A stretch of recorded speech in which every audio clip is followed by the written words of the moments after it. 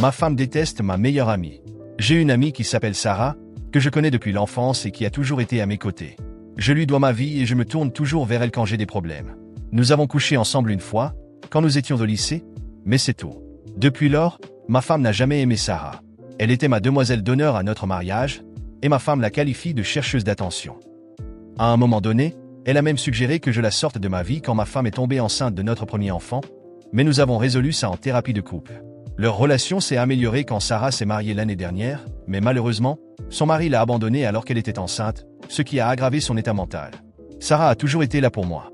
Je l'aide en l'accompagnant à ses rendez-vous médicaux, en préparant la chambre du bébé, et je lui ai même promis d'être avec elle lorsqu'elle accoucherait. Ma femme, cependant, montre une grande hostilité envers Sarah, ce qui provoque des disputes entre nous. Pour compenser le fait de ne pas être aussi présent que je devrais l'être, j'ai planifié un anniversaire spécial pour ma femme. Cela devait être une journée et une soirée entière, où elle serait traitée comme une célébrité, avec un hôtel chic, un dîner dans un restaurant étoilé, une séance de shopping et un spa. Malheureusement, ce même jour, Sarah a accouché 6 semaines avant la date prévue. Elle m'a appelé en panique, me suppliant de venir à l'hôpital car elle était terrifiée. J'ai tout raconté à ma femme, elle a commencé à s'énerver, en disant que c'était son jour à elle et que Sarah n'allait pas le gâcher. Je lui ai dit que nous pourrions célébrer une autre fois ou qu'elle pouvait demander à une amie de l'accompagner. C'est alors qu'elle m'a dit de ne pas revenir à la maison sans un test de paternité pour le bébé de Sarah. À cet instant, je suis avec Sarah dans la salle d'accouchement, et j'ai reçu de nombreux appels et messages furieux de la part de nos familles et amis. Malheureusement, j'ai essayé de contacter ma femme, mais elle m'a bloqué partout. Salut, Warren. ICI ta femme. D'abord, Sarah n'a pas de mari parce qu'elle l'a trompé et elle ne sait même pas qui est le père. Même ses propres parents pensent que tu es le père. Sarah n'a pas d'amis parce qu'elle est odieuse avec toutes les femmes autour de toi, sans raison. Elle a couché avec plusieurs membres de ton groupe d'amis masculins.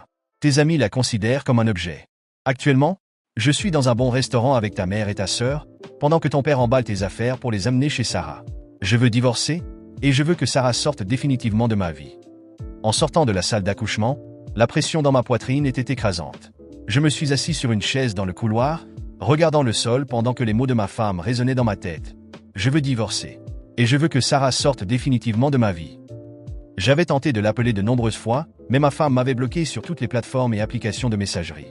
Une peur grandissait en moi, comme si tout s'effondrait. Mais il y avait autre chose. Quelque chose que j'avais évité de confronter jusqu'à cet instant. Sarah. Depuis que ma femme m'avait accusé d'avoir quelque chose de plus profond avec Sarah, un doute avait commencé à grandir en moi.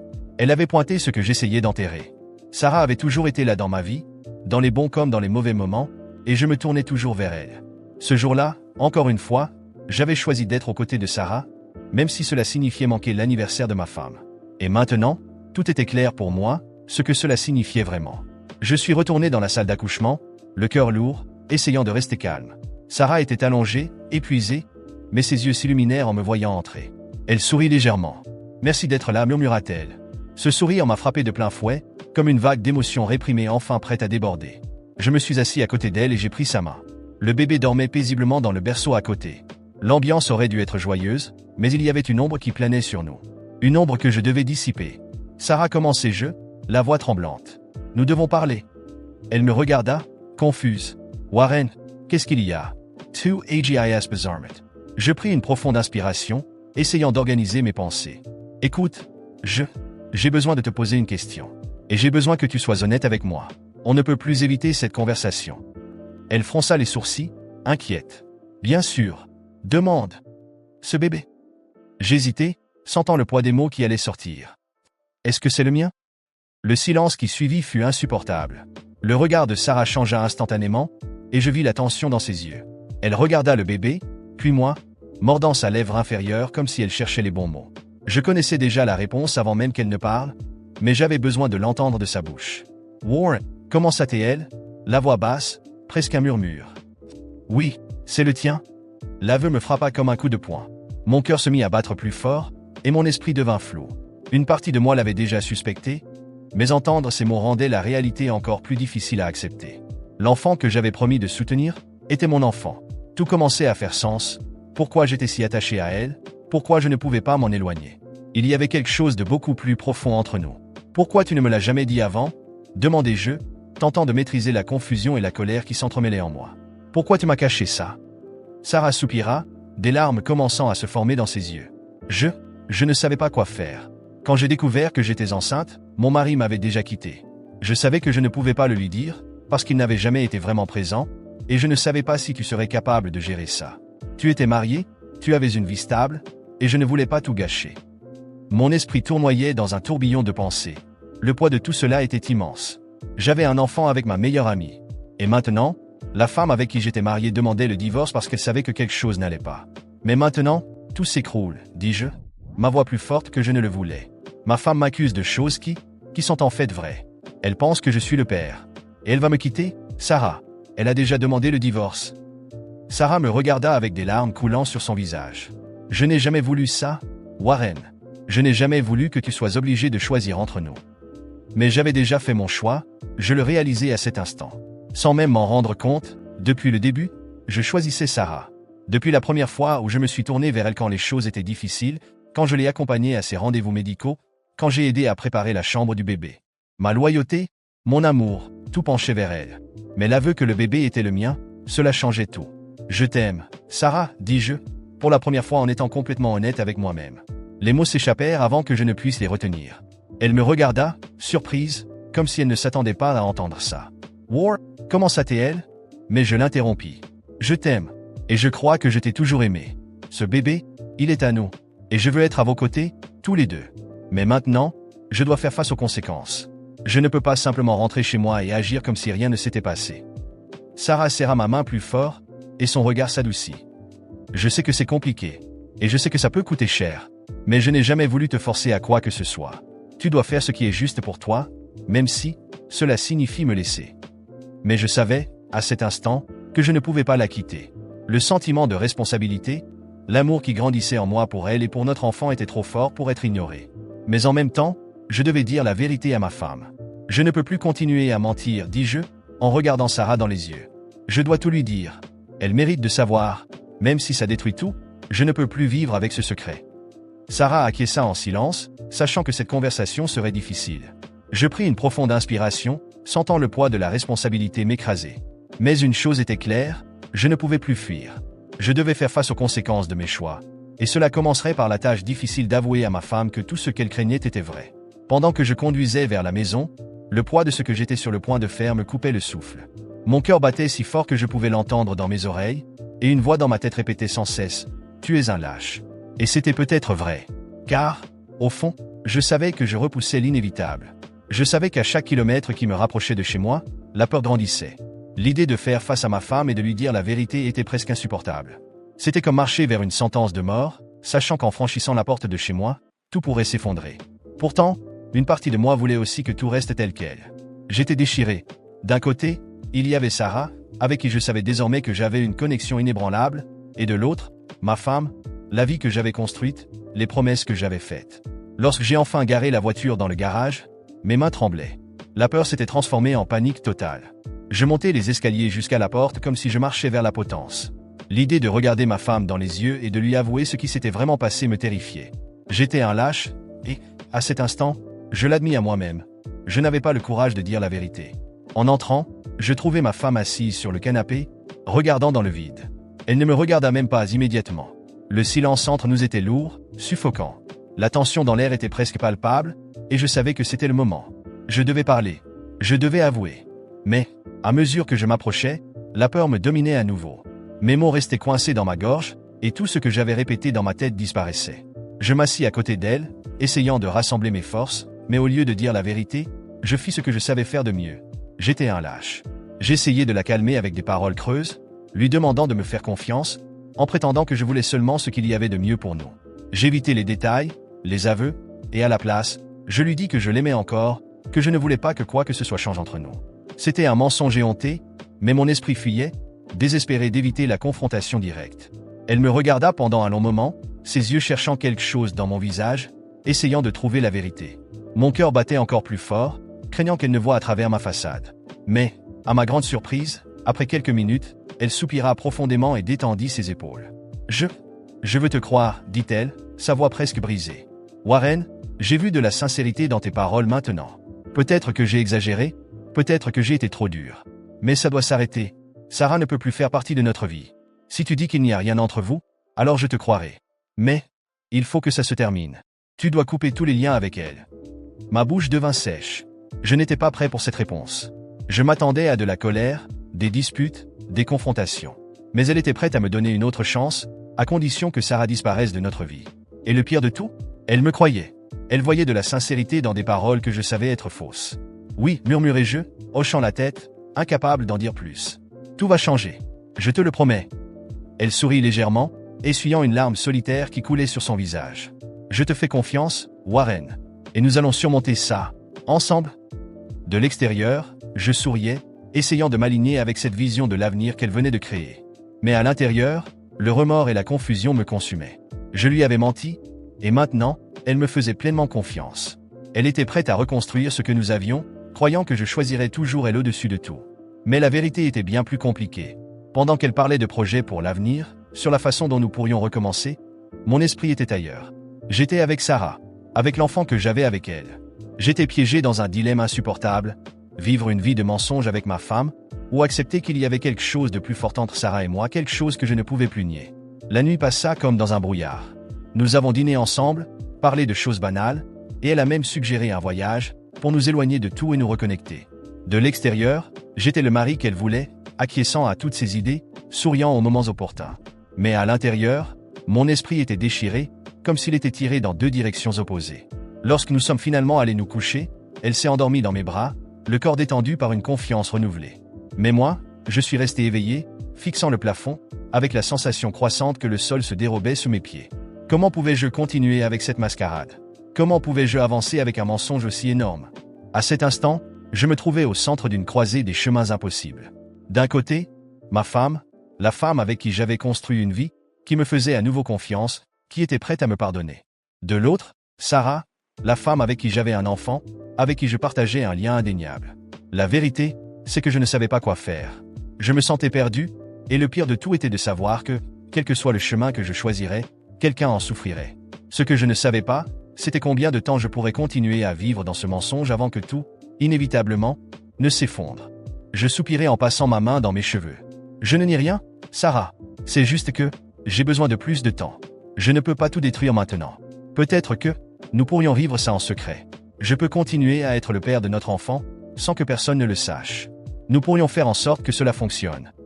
Sarah me regarda, incrédule, comme si elle ne pouvait pas croire ce qu'elle venait d'entendre.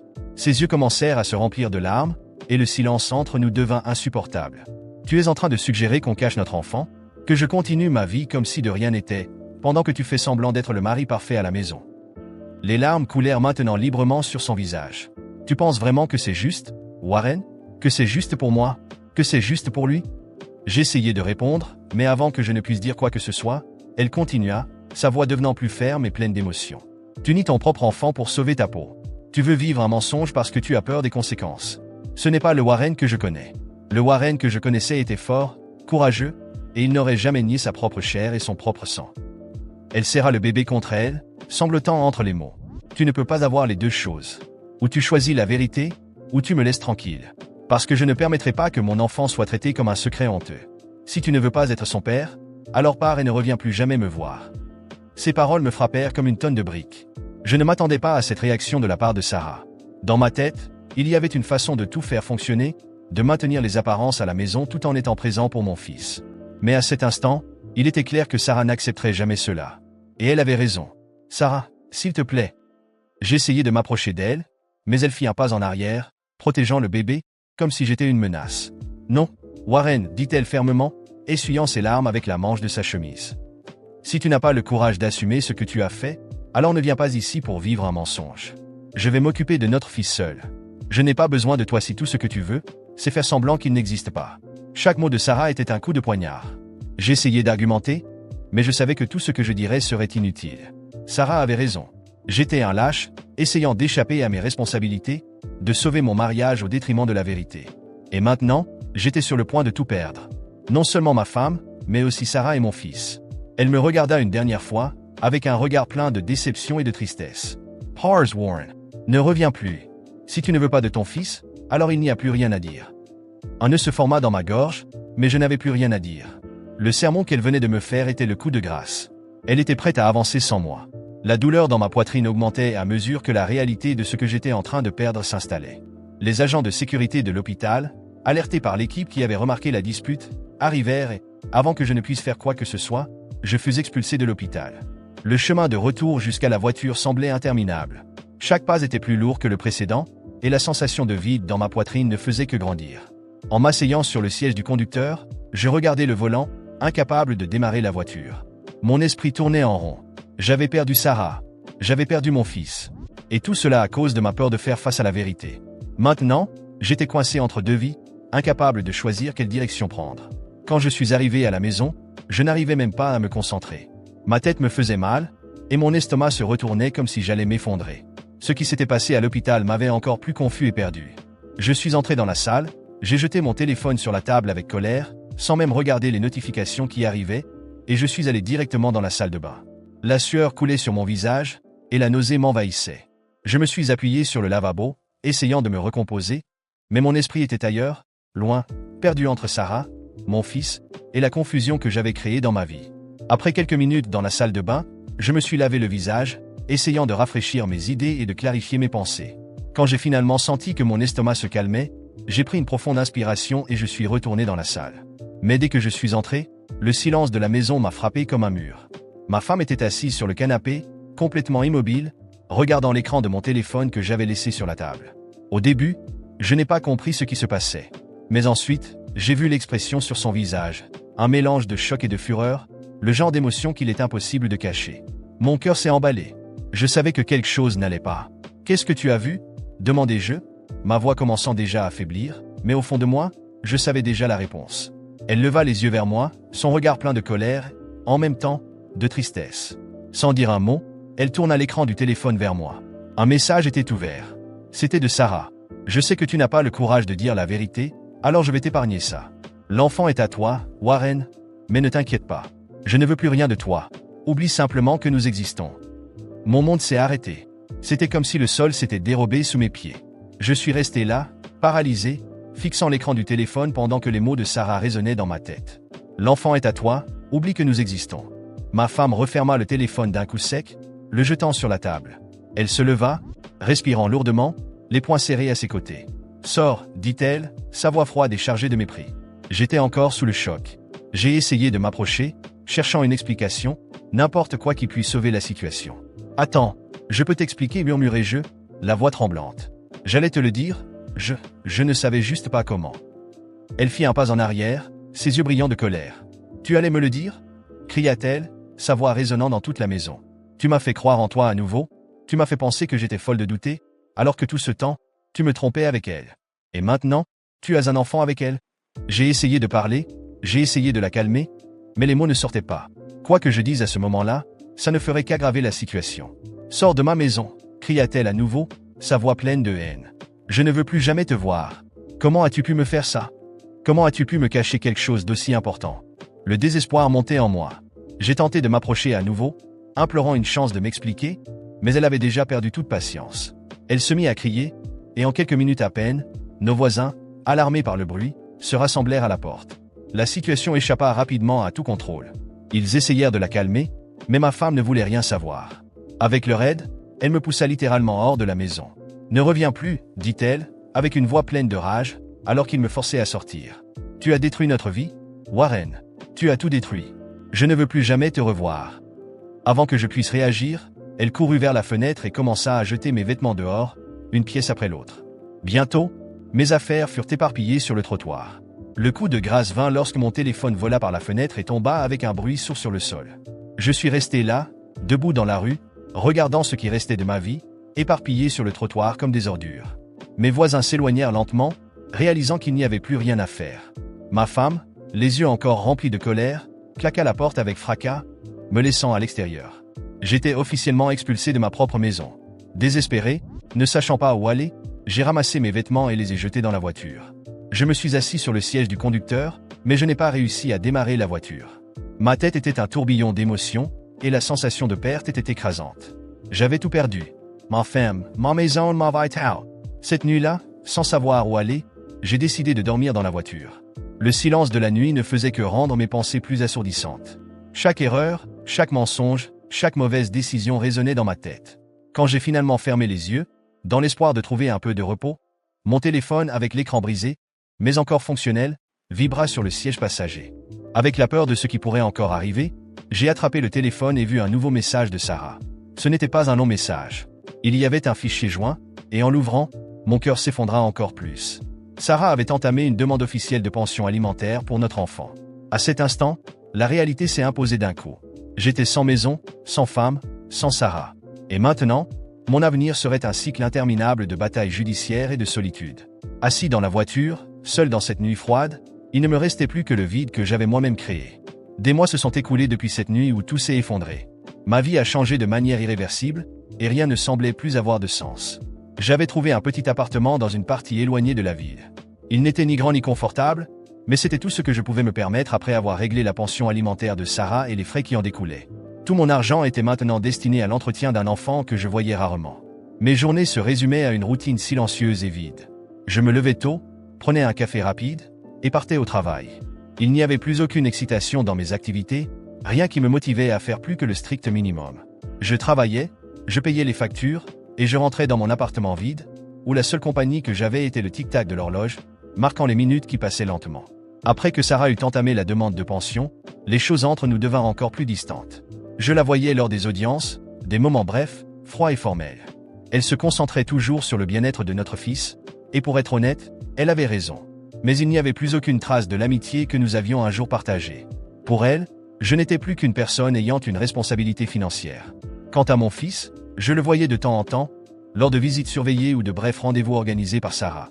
Mais la vérité, c'est que je ne me sentais pas réellement impliqué dans sa vie.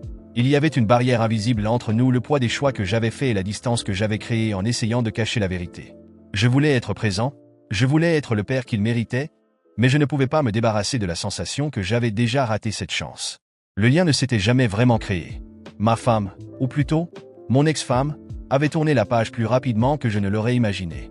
Dès que le divorce fut finalisé, elle commença à reconstruire sa vie. Par des amis communs, j'ai appris qu'elle avait déménagé dans une autre ville et qu'elle était dans une nouvelle relation. Elle semblait heureuse, ou du moins, c'est ce que les autres disaient. Et, d'une certaine manière, j'étais soulagé pour elle. Elle ne méritait pas de vivre dans l'ombre des mensonges que j'avais créés.